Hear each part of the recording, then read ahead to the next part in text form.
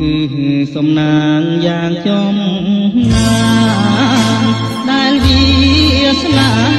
បាននាំរូបខ្ញុំចិត្តចងបំណងលើមុំអោកំពុងធំខ្លាមជីវិត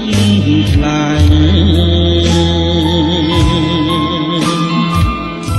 រីក្លិន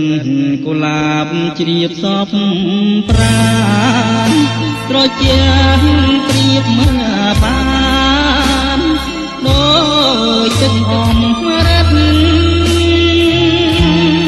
អូណាយសូមនាងអាណិតស្រោចស្រង់ជីវិតដោយប្រង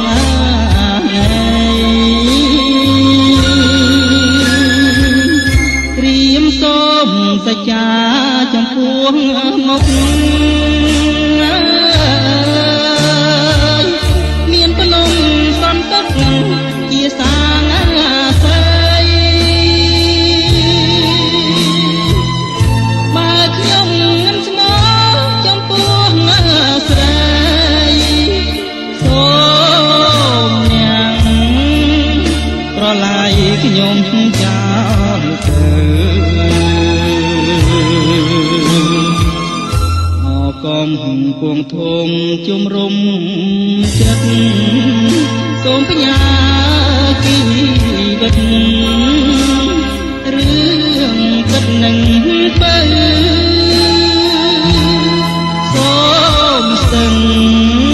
ប្រេងប្រងជួយចែកចែករូបឲ្យខ្ញុំជាគូ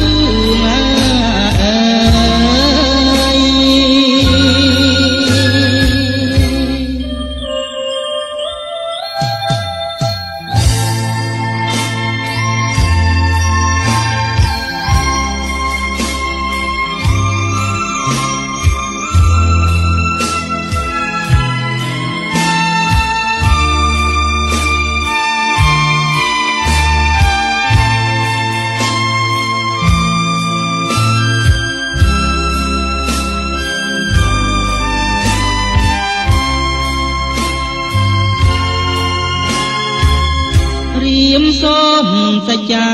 ចំពោះមុខ